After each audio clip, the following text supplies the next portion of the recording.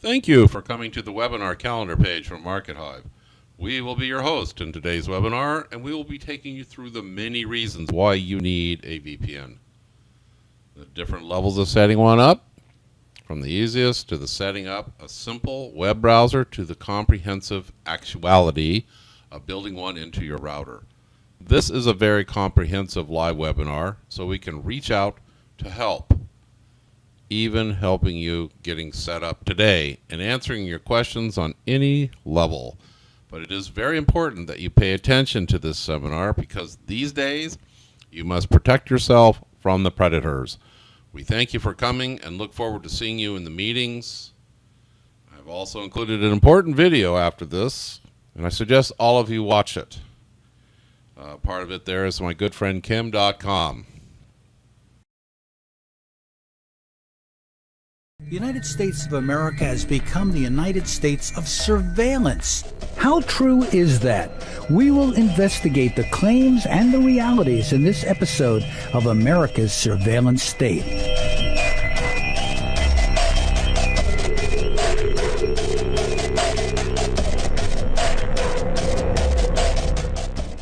What does the NSA do? It's a simple question, but because it's a top-secret agency, a clear understanding has been hard to grasp. The agency is not required to release even non-classified information. On November 6, 1998, NSA for the first time declassified this organization chart of its operations directorate. You'll note some of this document is blacked out. It also only shows part of NSA's mission, including military support, intelligence oversight and policy, global issues and military production, and here, what they call collection operations. That's another word for electronic eavesdropping. It has become well known but also controversial because of all the data that is being collected and stored. You have this incredible advances in technology that enable much more collection than ever was possible, and an increase of secrecy around the program. So it's very unclear still, not just what the government is doing, but what legal authorities it thinks allows it to do what it's doing.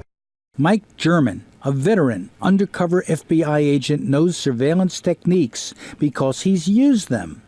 It's an enormous problem for the government to know more about the people than the people know about what the government's doing. And what we've seen since the terrorist attacks of 9/11 is that a lot of the legal restraints that kept the government in check after a previous era of abuse were relaxed or removed completely in many cases. The NSA was created secretly 60 years ago, not by Congress, but by the president, as a tool of the Cold War. But it always got less attention than the spooks, spies, and assassins who built the CIA's mystique as the invulnerable and omnipotent overthrower of governments and silencer of America's enemies. CIA scandals, including a recently leaked document detailing its role in torture and abuse, became well known, even as the NSA's better-funded operations were downplayed because they were considered the province of super nerds, boys with toys like satellites, cables, and supercomputers. NSA hires more mathematicians than any other federal agency. Ray McGovern was in the CIA and rose to become a briefer of presidents. He worked for 7 presidents and 9 directors of Central Intelligence. He says he joined because he believed in the mission. The ethos of intelligence work that attracted me was symbolized by the scriptural quote on the foyer of the CIA's new building. It was new in 1963 when I came on under John Kennedy, and it said, "You shall know the truth, and the truth shall set you free." Okay, and I said, looked at that, and I remembered the constant dictum of my Irish grandmother: be truthful and honest, and then you won't give a damn what anyone says about you. Okay, and so I looked at it and I said, Grandma, if that's true, no pun intended, it's going to be a good place to work. Eventually, like many professionals, he became disillusioned. retiring early. As a member of the intelligence community, he came to know the NSA's work well. NSA did play a role. We learned things about the Soviet Union we never would have known before. It was done with judiciousness, and above all, it was done with respect to what they call the First Commandment out there at Fort Meade, NSA. Thou shalt not collect information, eavesdrop on Americans without a court warrant. That was the rule. That was the First Commandment. When Cheney came in, he called General Hayden, who was head of NSA at the time. He said, General Hayden, I know about that First Commandment at NSA. I know about that. Forget about it. Forget about it. And that was before 9/11. So the decision for the NSA to begin collecting information on everyone and everything started with an order from above. Oh, sure. Yeah, it was Dick Cheney and George Bush. The other thing, of course, that needs to be said is that the technology allowed that for the first time. And so when you had the sort of the rubric here, collect everything, which clearly is their motto now, collect everything. And then they say, well, you know, people say, what about the problem with the haystack, finding a needle in a haystack? Well, the answer to that, they say, is you got to make sure you had the whole haystack. This NSA document leaked by Ed Snowden describes their collection program this way: collect it all, sniff it all, know it all, process it all, exploit it all. NSA whistleblower Russ Tice says the agency is still downplaying its collecting process to make it sound harmless. They're lying about what they have and their capabilities and what they're doing. They're archiving everything. Their idea is, we'll archive everything. We're going to take everything. And then they say, oh, well, we don't collect. Well, then they're lying, of course, but their definition of collect is to have some human analyst look at this email or listen to this phone call or whatever. Well, of course, that's nonsense. They've collected it, and they have it for for an indefinite period of time, but they're not going to call it collected until someone looks at it. And of course, there's no way we have enough humans on this planet to listen to every communication that happens. They are also not talking about how collecting everything makes it harder to produce relevant intelligence. Is there a danger of valuable information getting lost because so much is collected? I mean, this is what they said after 9/11. They had information about these hijackers, but nothing was done because there was so much information they couldn't figure out who to go after. And the Boston bombers and the underwear bombers and the shoe bombers, all these things, because they say you got to look for a needle in the haystack. Well, part of my job in that world was to make sure to limit the size of the haystack. That way you don't have as much hay to go through to look for the needle. And what they're doing is just dumping on more hay. You don't have a haystack anymore. You have a mountain of hay to go through. State surveillance today is now cheap, it's undetectable, it's pervasive, and it's available at the click of a mouse. As a result, entire populations, rather than individuals, now live under constant surveillance. Whistleblower Ed Snowden went through that hay and saw a lot of disturbing images, wars, and abuses. As a network administrator, he had access to all the databases and soon realized that he had the power to spy on anyone. In a video prepared for a televised debate, he explained. Despite policy, I, as an NSA analyst sitting at my desk, had the technical authority to wiretap anyone, from a federal judge to the President of the United States, without getting out of my chair, as long as I had a private email address. And that's not a boast. In fact, some of these cases have already happened. In 2009, the New York Times reported that an NSA analyst used our state surveillance infrastructure to improperly access Bill Clinton's email. And other NSA workers have used state surveillance to spy on their lovers, ex-girlfriends, and other individuals who are obviously not suspected of any crime at all or any kind of wrongdoing. It's important to note that none of those individuals were ever charged with crimes. And we have to ask ourselves, why is that? Journalist Glenn Greenwald has now released some of Snowden's documents in his new book that confronts the NSA head-on. the same rhetoric is constantly invoked, which is if you shine a light on what we in political power are doing in a way that we haven't authorized you to do, you're going to have blood on your hands. I mean, there's an obvious irony to being accused by a U.S. general who served in Iraq, of all places, of having blood on your hands or causing the death of innocent people. Nobody could ever surpass Keith Alexander and his fellow generals in their ability to do that. What we've seen is a expansion of what we call secret law, where they're either working under authorities that the American public doesn't know about, or even worse, there is a law in the books, but they're interpreting it in a way that an objective reading of that law wouldn't ordinarily allow. The NSA in the hot seat. Documents leaked by Edward Snowden show that the NSA may have been spying on Chancellor Angela Merkel. An old mobile phone number she used is listed in those documents. Germany not happy. Soon, thanks to the Snowden disclosures and media investigations, we found out that the NSA was collecting intel on 122 foreign leaders, even U.S. allies like the Chancellor of Germany and the President of Brazil. 35 leaders had their calls monitored. For Germany, it is unacceptable that the mobile phone of our federal chancellor may have been subject to surveillance activities by our American partners. For us, spying on close friends and partners is totally unacceptable.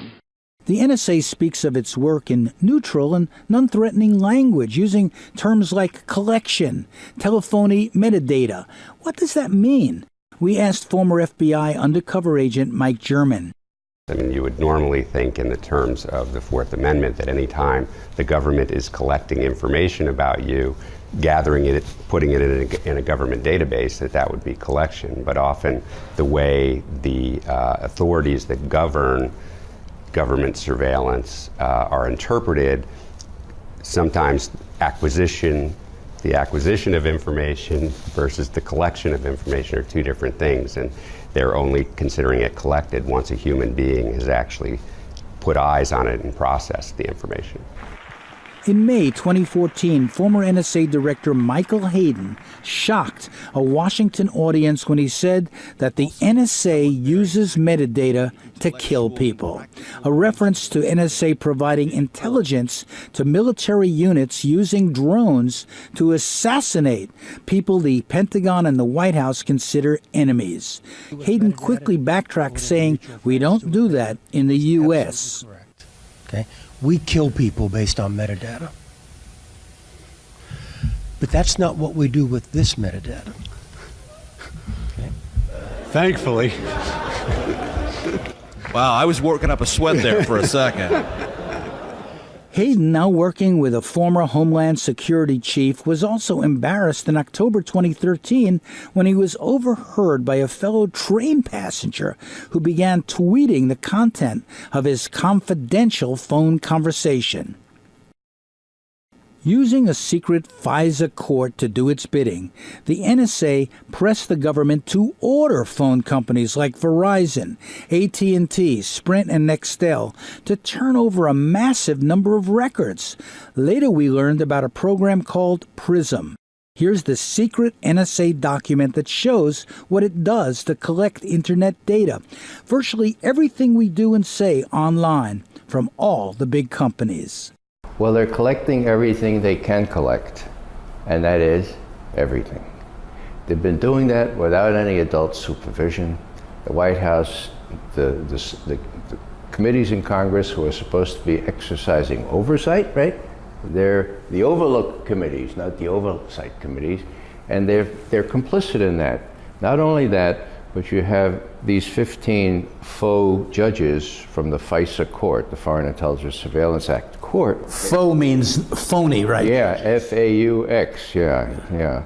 And so what you have, Danny, and this is important, the first time in my life, you have the executive, you have important people in the legislative branch, the heads of the intelligence committees, and you have 15 judges on the FISA court, all sort of enmeshed, all complicit in this gross violation of the Fourth Amendment.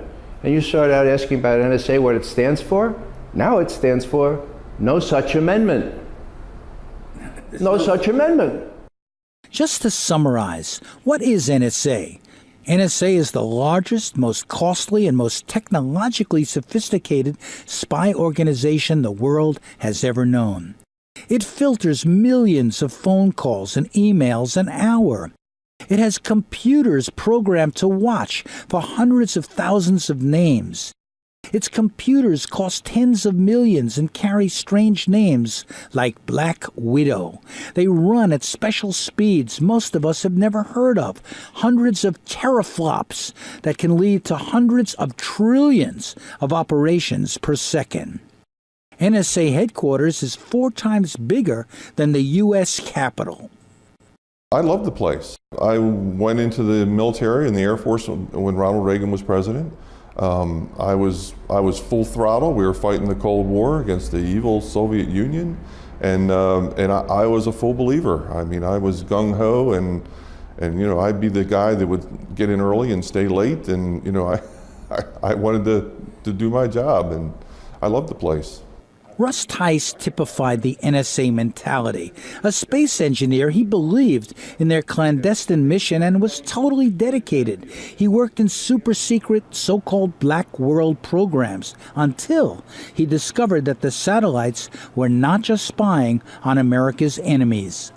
In one of these programs, I found out that we were using satellite technology to spy on American citizens. Spy on American citizens? Yes. Not supposed to do that, right? No. In NSA, every 6 months, you go through a program where they drill it into your head, we call it UCID 18, that you will not spy on Americans, and for one incident of spying on Americans, you can go to jail for 5 years, for one incident. And they drill that into your head, and we all believe that we will never do this to our fellow citizens.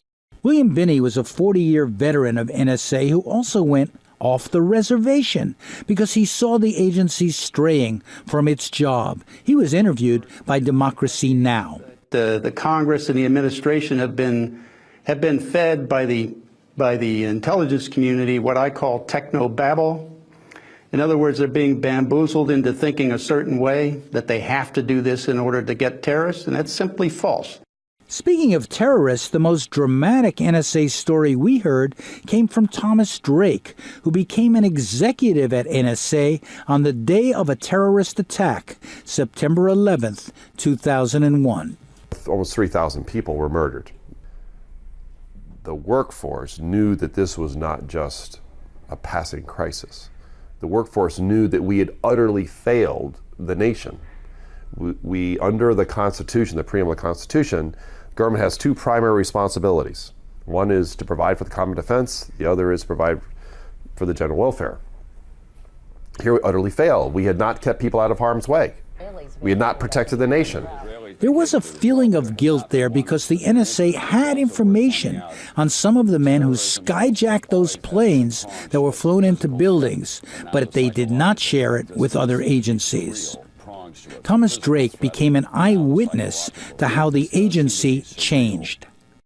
So I became eyewitness to NSA unchaining itself with the approval and the mandate of the White House, unchaining itself from the Fourth Amendment, literally, and entering into a mass surveillance regime, the likes that history has never seen before.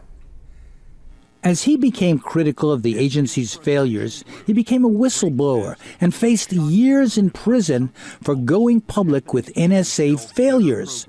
Unlike Edward Snowden, he did not leak masses of documents.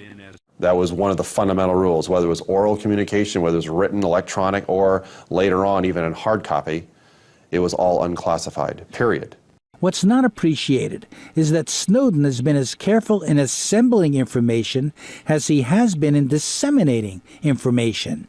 If I had just wanted to harm the U.S., that you could shut down the surveillance system in an afternoon.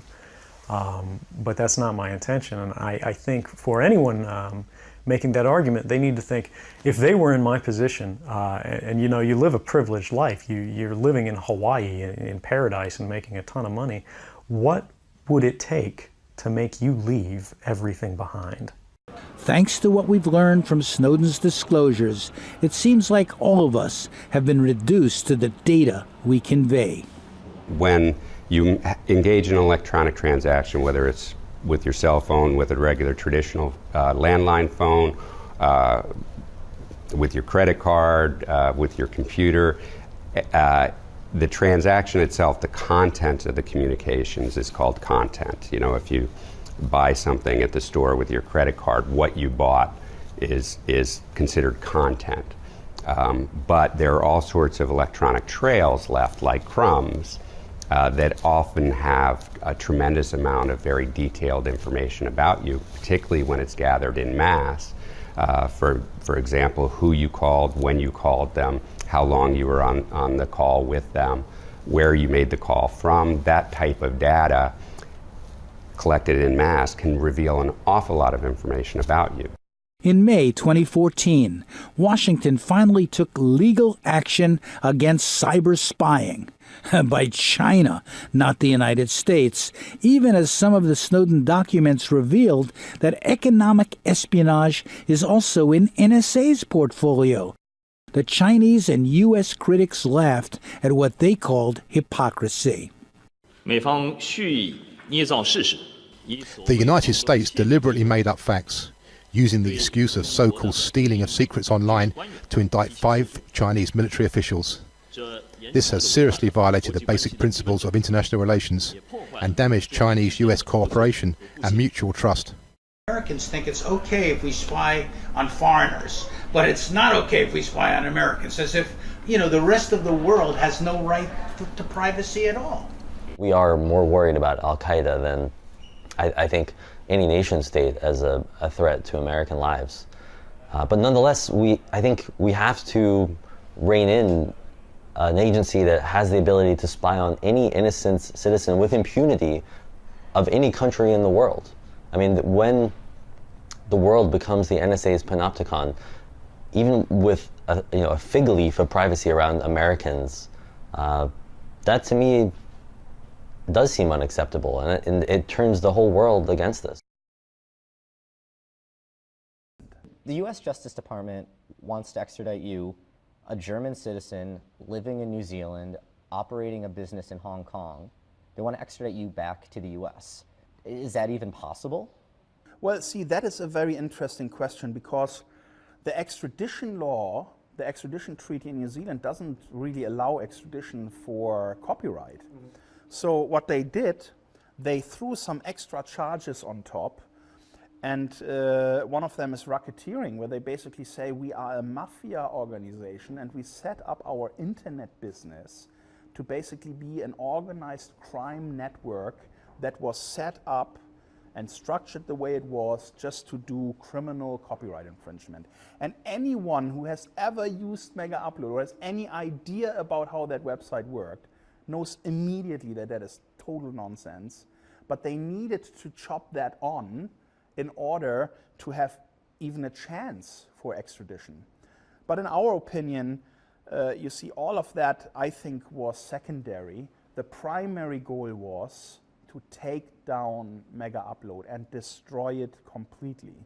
That was their mission, and that's why the whole thing in Hong Kong, for example, they called it Operation Takedown. And I think everything that's happening now, they're trying on the fly to doctor it around and found a way to find a case. They probably came here and thought, we will find something that these guys have done something wrong. Because in the indictment, if you actually read that, it's more like a press release. There's nothing in there that has any merits. When the raid happened 1 year ago today, it got a lot of people talking. It got a lot of people talking about the internet, and it got a lot of people talking about you, Kim.com. But it was a lot of talking and not so much action, because here it is a year later, and this case is still happening. Now, back up earlier this month, we saw Aaron Swartz, a online information activist, pass away, and he was only in his mid-20s.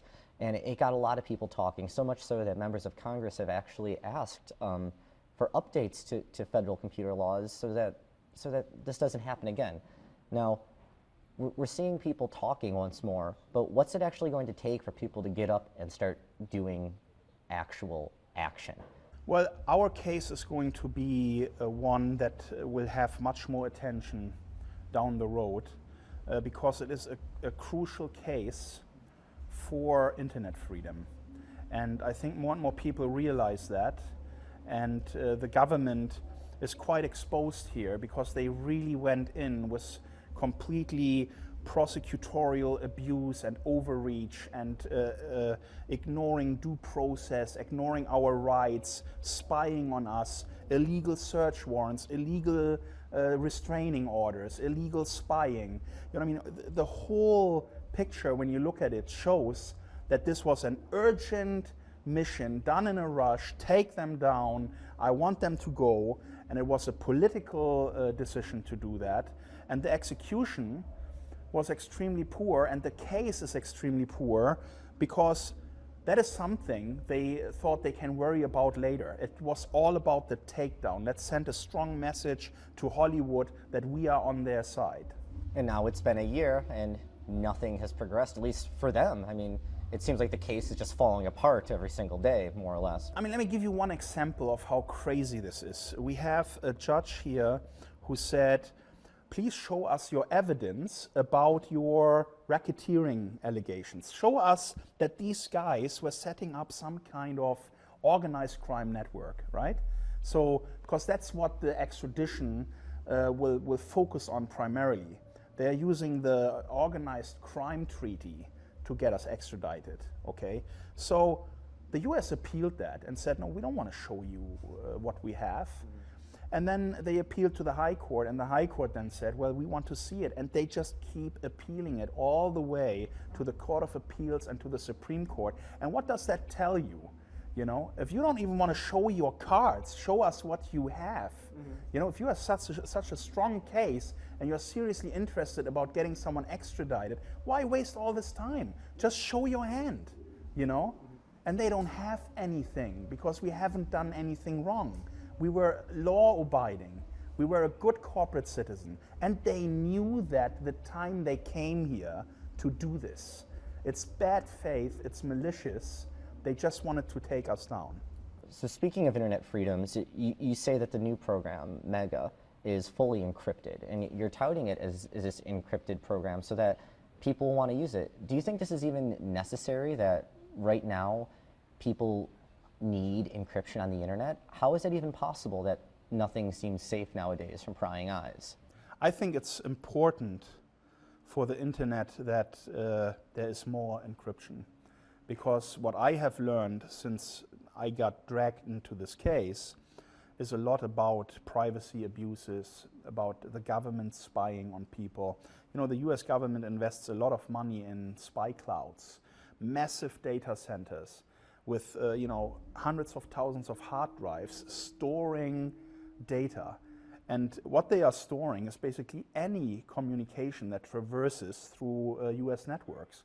And that means they are not spying on individuals based on a warrant anymore. They just spy on everybody permanently all the time. And what that means for you and anybody is if you are ever a target of any kind of investigation, or someone has a political agenda against you, or a prosecutor doesn't like you, or the police wants to interpret something in a way to get you in trouble, they can use all that data, go through it with a comb, and find the things. Even though you think you have nothing to hide and you've done nothing wrong, they will find something that they can nail you with. And that's why it's wrong to have these kinds of privacy abuses. And I decided to create a solution that over time is going to encrypt more and more of the internet. So we start with files, we will then move to email, we'll then move to voice over IP communication, and our API is available to any third-party developer to also create their own tools.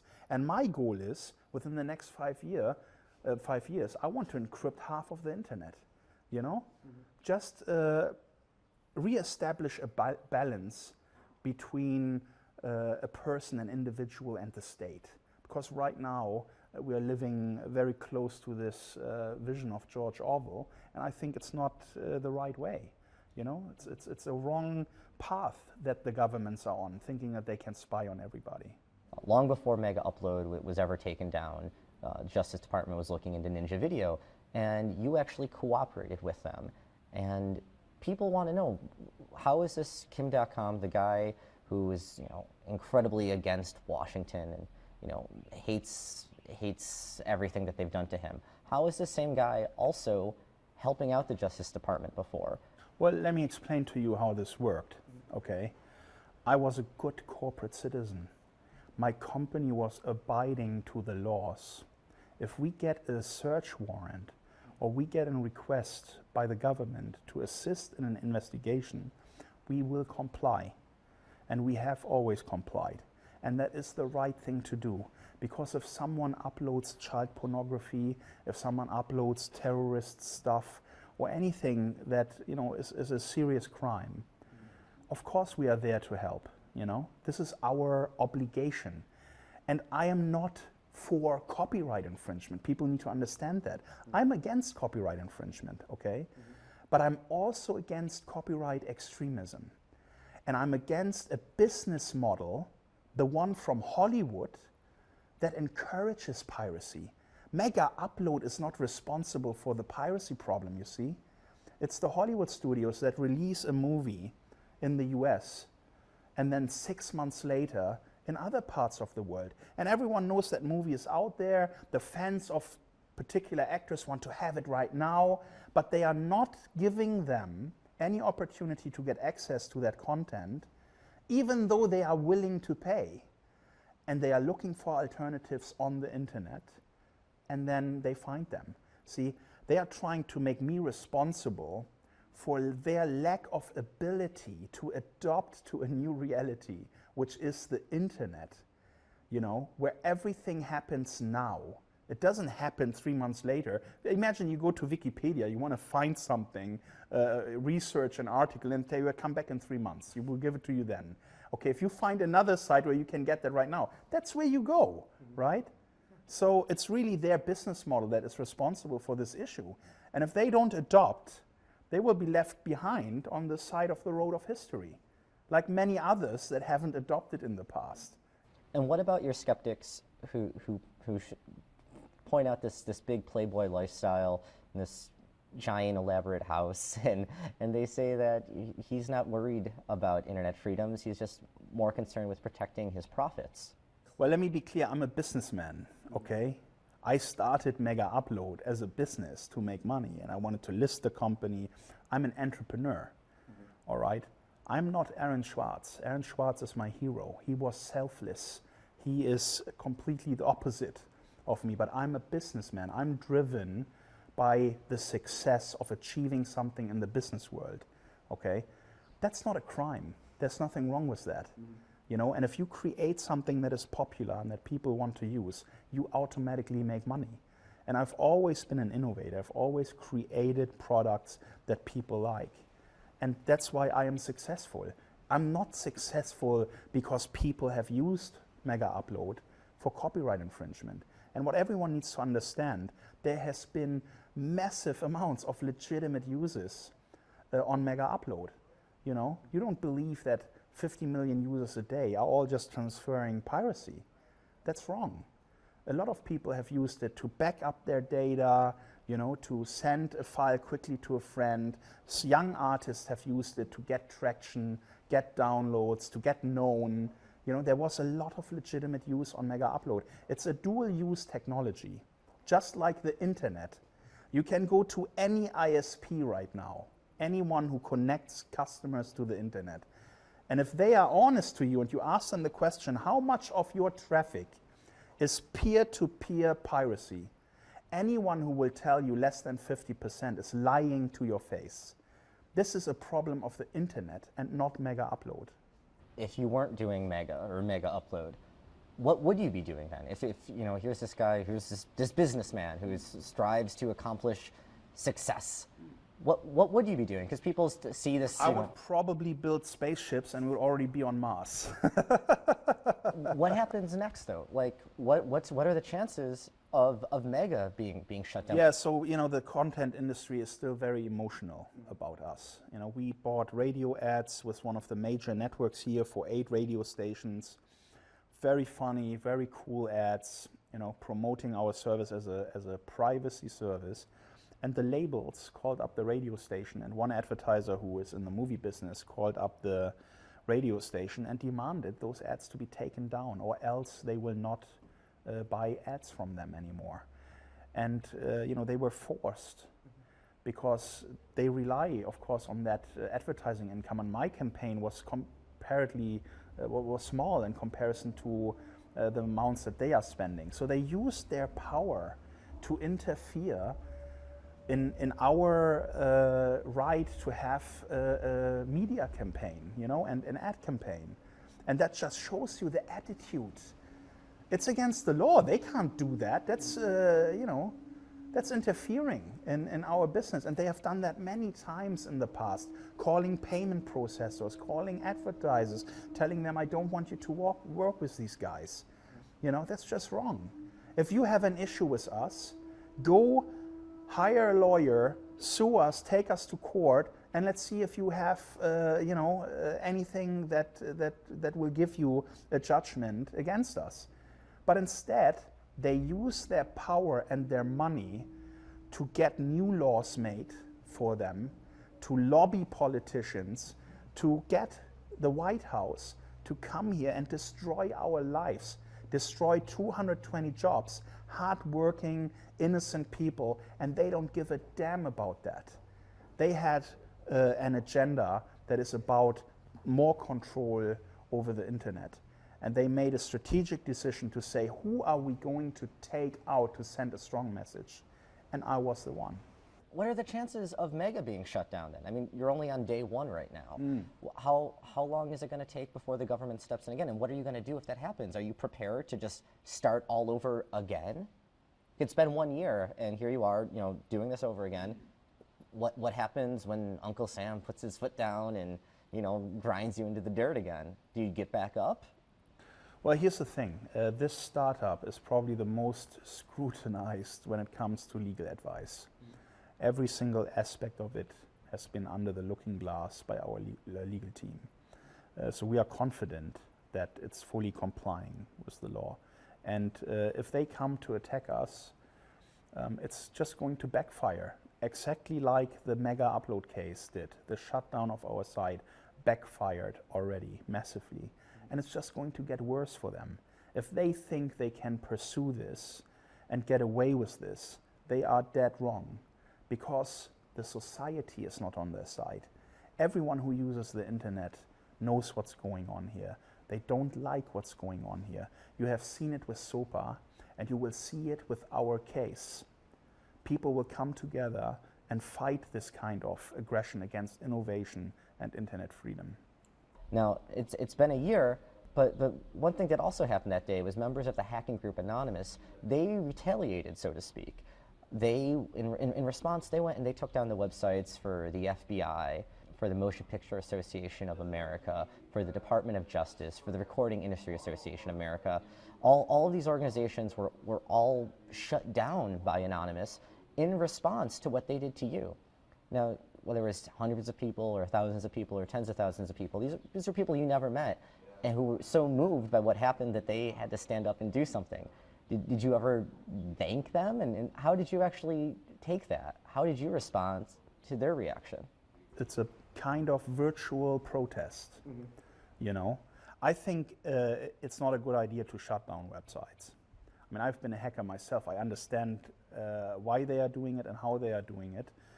But I think there are better ways to protest, where you organize yourself in a group and do petitions and actually, email congressmen, email your local politicians, let them know about what you don't like, organize your movement rather than attacking. I mean, I was feeling, I had a sense of understanding for them, because everyone has stored so much data on Mega Upload, and when all of a sudden a site like that disappears and billions of files are taken offline, the majority of them perfectly legitimate. You need to understand one thing. 50% of all files that were ever uploaded to Mega Upload have not even been downloaded once. You know, that clearly shows the non-infringing use. People just wanted to store their stuff on our site. And of course they were outraged when that disappeared and the government said, we don't give a damn about you people. We don't care that you have your personal documents there because we have our agenda and we are going to take over the internet. And you know, the White House was supporting SOPA.